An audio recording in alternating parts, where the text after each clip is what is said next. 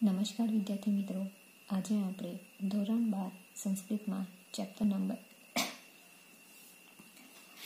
16 continue કરીશું. Kim અર્થમ ઇદમ છિદ્રમ ઇતિ ચિંતયતઃ તસ્ય મનસી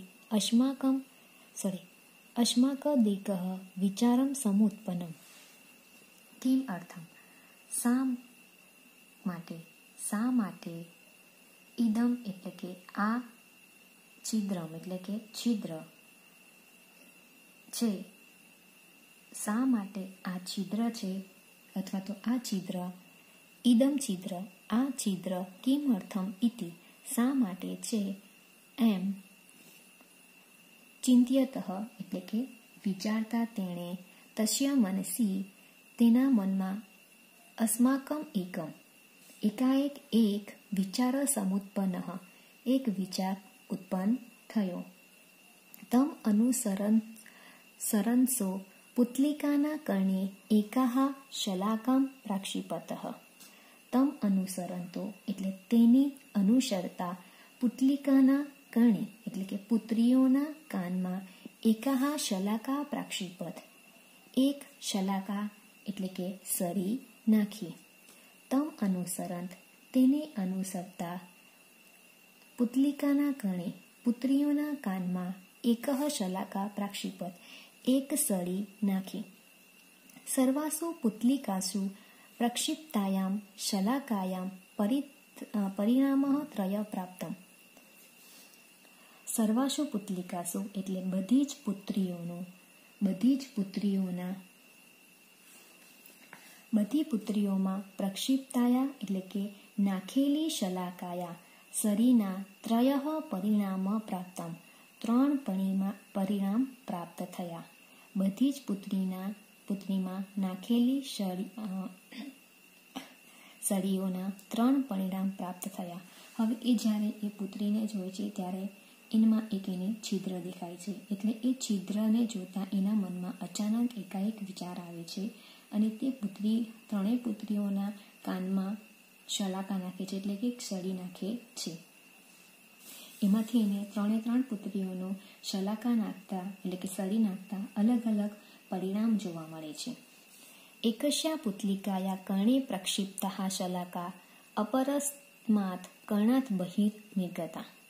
એકસ્યા પુતલિકાયા એટલે કે એક પુત્રીના કર્ણે કાનમાં, પ્રક્ષિપ્તા એટલે નાખેલી સળી, અપરસ્માત એટલે કે બીજા કર્ણાત કાનમાંથી, બહિર નિર્ગતા એટલે બહાર નીકળી. એક પુત્રીના કાનમાં નાખેલી સળી બીજા કાનમાંથી બહાર નીકળી. દ્વિતીયા પુતલિકાયા કર્ણે, દ્વિતીયા એટલે બીજી પુત્રીના કાનમાં પ્રક્ષિપ્તા શલાકા નાખેલી સળી મુખાર્થ બહિ નિર્ગતા મુખમાંથી બહાર આવી. તૃતીયા પુતલિકાયા કર્ણે પ્રક્ષિપ્તા, ત્રીજી પુત્રીના કાનમાં નાખેલી સળી ઉદરમ ગતા પેટમાં, ઉદરમ એટલે પેટમાં ગઈ. પુનઃ ન બહિર સમાગતા, પુનઃ એટલે ફરી, બહિર ન સમાગતા બહાર ન આવી. હવે અહીંયા ત્રણ કારણ જોવા મળે છે કે એક પુત્રીના કાનમાં નાખેલી સળી બીજા કાનમાંથી બહાર આવે છે, બીજી પુત્રીના કાનમાં નાખેલી સળી મુખમાંથી બહાર આવે છે અને ત્રીજી પુત્રીના કાનમાં નાખેલી સળી પેટમાં ગઈ પરંતુ પાછી બહાર આવતી નથી. હવે એના ઉપરથી આપણે અનુમાન પ્રાપ્ત કરવાનું છે કે એનું શું પરિણામ છે, એનું શું મિનિંગ છે, અહીંયા શું કહેવા માંગે છે. જુઓ, અનેન પ્રસન્ન મંત્રી નિશ્ચિંતો ભૂત્વા દિવસમ યાપયતિ. અનેન એટલે આનાથી પ્રસન્ન થયેલો મંત્રી નિશ્ચિત ભૂત્વા એટલે બનીને, દિવસમ યાપયંતિ દિવસ વિતાવે છે. તૃતીય દિવસે અશો રાજસભા સમુત્થાય પુતલિકાઃ પ્રદર્શ્ય ક્રમશઃ મૂલ્યમ વિજ્ઞાપયતિ.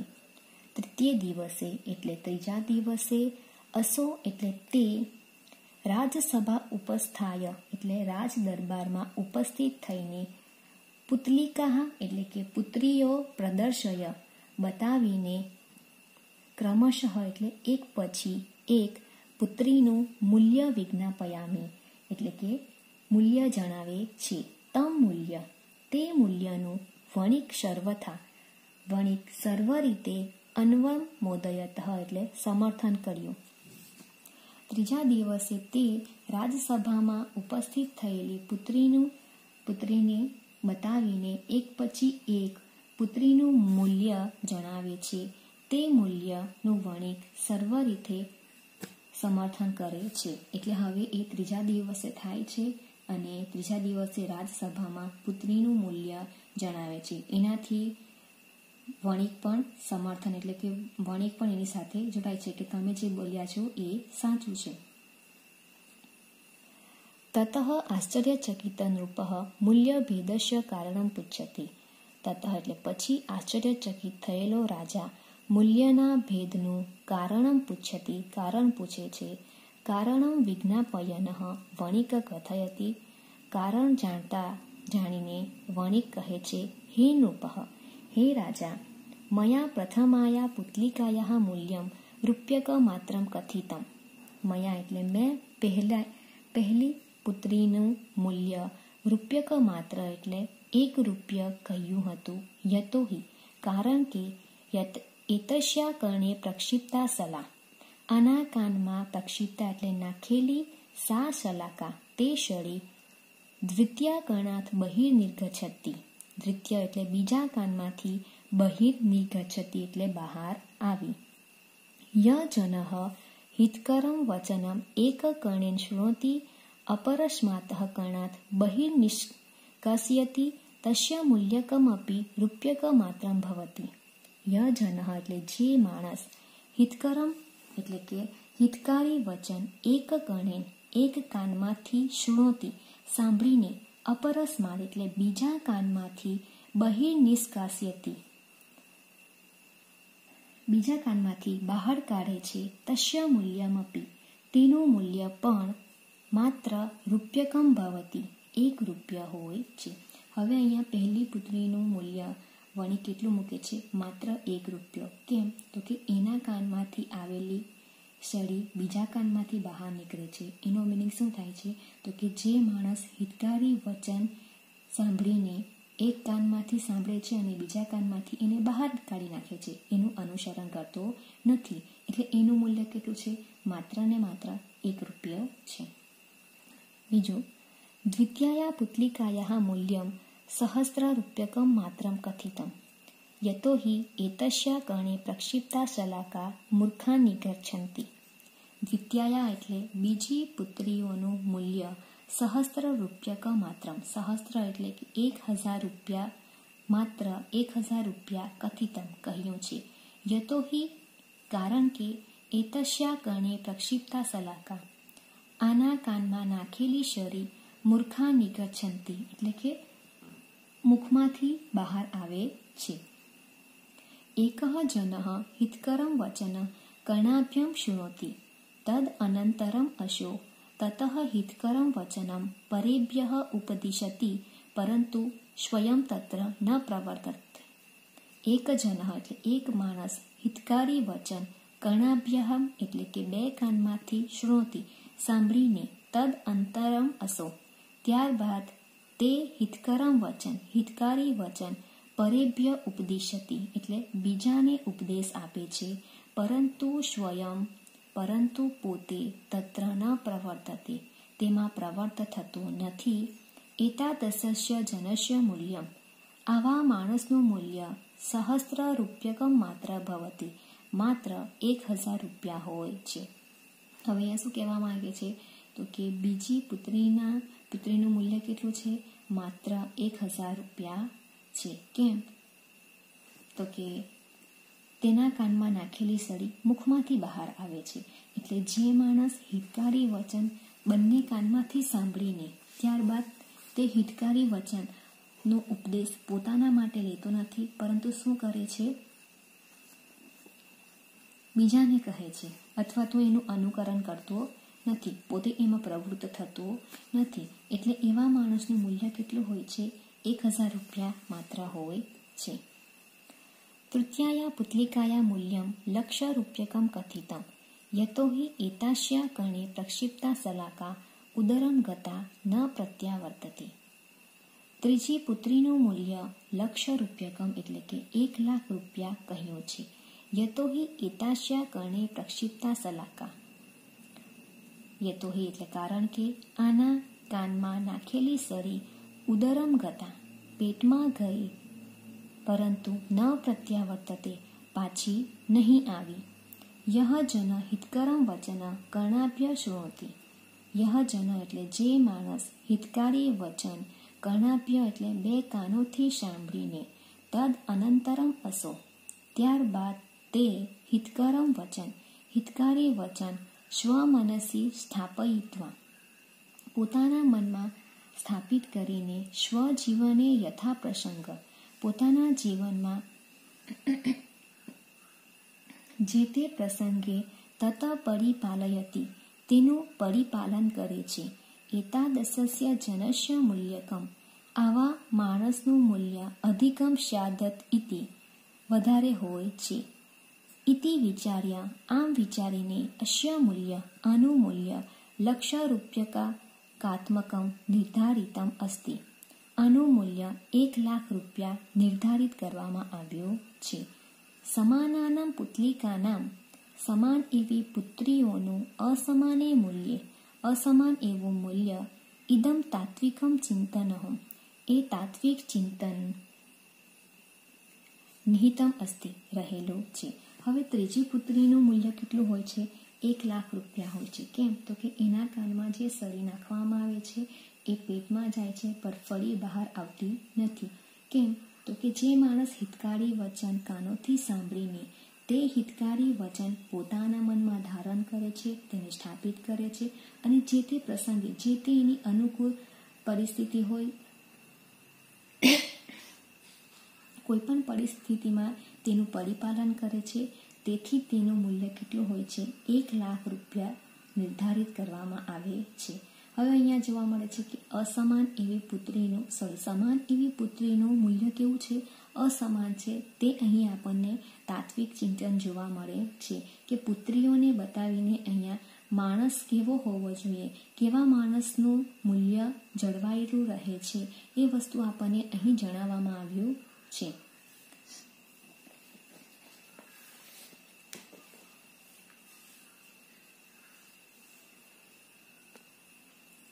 ફરી એકવાર આપણે જોઈ લઈએ.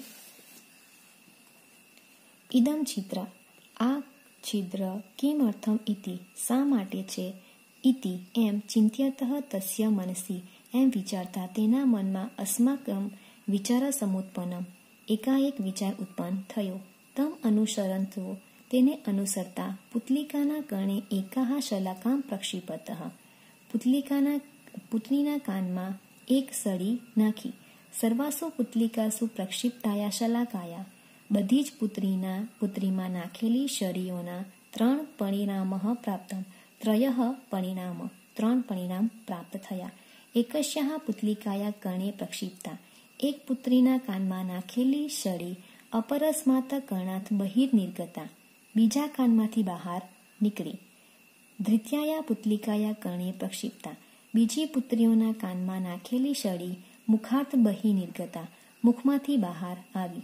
તૃતીયા પુતલિકાયા કર્ણે પ્રક્ષિપ્તા ત્રીજી પુત્રીના કાનમાં નાખેલી શળી ઉદરમ ગતા પેટમાં ગઈ, પુનઃ ન બહિર સમાગતા ફરી બહાર ન આવી. અનેના પ્રસન્ન મંત્રી નિશ્ચિતો ભૂતવા આનાથી પ્રસન્ન થયેલો મંત્રી નિશ્ચિત થઈને દિવસમ યાપયતી દિવસ વિતાવે છે. તૃતીય દિવસે અશો રાજસભા ઉપસ્થાય ત્રીજા દિવસે તે રાજસભામાં ઉપસ્થિત થઈને પુત્લિકાયા પ્રદર્શય ક્રમશઃ મૂલ્યમ વિજ્ઞાપયતી પુત્રીને બતાવીને એક પછી એક મૂલ્ય જણાવે છે. તમ મૂલ્યમ વણિક સર્વથા અન્વમોદયતઃ તે મૂલ્યનું વણિક સર્વ રીતે સમર્થન કરે છે. તતઃ આશ્ચર્યચકિત નૃપ મૂલ્યભેદસ્ય પછી આશ્ચર્યચકિત થયેલો રાજા મૂલ્યના ભેદનું કારણ પૂછે છે. કારણમ વિજ્ઞાપયમ વણિક કથયતી કારણ જાણીને વણિક કહે છે, હે રાજા, મયા પ્રથમાયા પુતલિકાયા મૂલ્ય, મેં પ્રથમ પુત્રીનું મૂલ્ય માત્ર રૂપ્યકમ કથતી, માત્ર 1 રૂપિયો કહ્યું છે. યતોહિ, કારણ કે એતાસ્યા કર્ણે પ્રક્ષિપ્તા, આના કાનમાં નાખેલી શલાકા શરી દ્વિતીય કર્ણાત બહિર્નિર્ગચ્છન્તિ, બીજા કાનમાંથી બહાર આવી. યજનઃ હિતકરમ વચનમ, જે માણસ હિતકારી વચન એક કર્ણેન શૃણોતિ, એક કાનમાંથી સાંભળીને અપરસ્માત કર્ણાત બીજા કાનમાંથી બહિર્નિષ્કાસ્યતિ, બહાર કાઢે છે, તસ્ય મૂલ્યમ અપી, તેનું મૂલ્ય પણ માત્ર રૂપ્યકમ ભવતી, માત્ર 1 રૂપિયા હોય છે. દ્વિતીયાયા પુતલિકાયા મૂલ્ય, બીજી પુત્રીનું મૂલ્ય સહસ્ત્ર રૂપ્યકમ માત્રમ કથિતમ, માત્ર 1000 રૂપિયા કહ્યું છે. યતોહિ, કારણ કે એતસ્યાહ કર્ણે પ્રક્ષિપ્તા શલાકા, આના કાનમાં નાખેલી સરી મૂર્ખાની ગચ્છન્તિ, મુખમાંથી બહાર આવી. એકઃ જન હિતકરમ વચન, એક માણસ હિતકારી વચન કર્ણાભ્ય શૃણોતિ, 2 કાનમાંથી સાંભળીને, તદ અનંતરમ અસો, ત્યાર પછી તત હિતકરમ વચન, તે હિતકારી વચન પરેભ્યઃ ઉપદિશતિ, બીજાને ઉપદેશ આપે છે, પરંતુ સ્વયં તત્ર ન પ્રવર્તતે, પરંતુ પોતે તેમાં પ્રવૃત્ત થયો નહીં. એતાદૃશસ્ય જનસ્ય મૂલ્ય, આવા માણસનું મૂલ્ય સહસ્ત્ર રૂપ્યકમ માત્ર ભવતી, 1000, માત્ર 1000 રૂપિયા કહ્યું છે. તૃતીયા પુતલિકાયા મૂલ્ય લક્ષ રૂપ્યકમ કથિતમ, ત્રીજી પુત્રીનું મૂલ્ય 1,00,000 રૂપિયા કહ્યું છે. યતોહિ, કારણ કે એતાસ્યા કર્ણે પ્રક્ષિપ્તા શલાકા, આના કાનમાં નાખેલી શરી ઉદરમ ગતા ન પ્રત્યાવર્તતે, પાછી બહાર ન આવી. યજનઃ હિતકરમ વચન, જે માણસ હિતકારી વચન કર્ણાભ્યા શૃણોતિ, 2 કાનમાંથી સાંભળીને, તદ અનંતરમ અસો, ત્યારબાદ તત હિતકરમ વચન, તે હિતકારી વચન સ્વમનસી સ્થાપયિત્વા, પોતાના મનમાં સ્થાપિત કરીને, સ્વજીવને, પોતાના જીવનમાં, યથા પ્રસંગ, જે તે પ્રસંગમાં, તત પરિપાલયતિ, તેનું પરિપાલન કરે છે. એતાદૃશસ્ય જનસ્ય મૂલ્ય, એવા માણસનું મૂલ્ય અધિક સ્યાદ ઇતિ, વધારે હોય છે. ઇતિ વિચાર્ય અસ્ય મૂલ્ય, આમ વિચારીને આનું મૂલ્ય લક્ષ રૂપ્યકાત્મકમ, 1,00,000 રૂપિયા નિર્ધારિતમ અસ્તિ, નિર્ધારિત કરવામાં આવ્યું છે. સમાનાના પુતલિકાનામ, સમાન એવી પુત્રીઓનું અસમાને મૂલ્ય, અસમાન એવું મૂલ્ય, ઇદમ તાત્વિકમ ચિંતનમ, એવું તાત્વિક ચિંતન નિહિતમ અસ્તિ, રહેલું છે. હવે આપણે મિત્રો સ્વાધ્યાય જોઈએ. તો સ્વાધ્યાયમાં અહીંયા આપણે જોઈએ તો કે ટિપ્પણીમાં આપેલું છે સમાનઃ પુતલિકા, એટલે સમાન એવી પુત્રી શું હોય છે? તો કે રંગે, આકાર, પ્રકાર, રૂપ એ બધું સરખું હોય છે, પણ ત્રણેયનું વજન પણ સરખું હોય છે. પણ એમાં પુત્રીમાં શું અસમાન જોવા મળે છે એ વસ્તુ આપણે પાઠમાં જોઈ ગયા. તો તમે એના વિશે પણ લખી શકો છો. ભિન્ન ભિન્ન મૂલ્ય, તો ભિન્ન ભિન્ન મૂલ્ય શું જોવા મળે છે કે શાના કારણે એનું મૂલ્ય ભિન્ન ભિન્ન છે? કે એકના કાનમાંથી નાખેલી સળી ક્યાં આવે છે?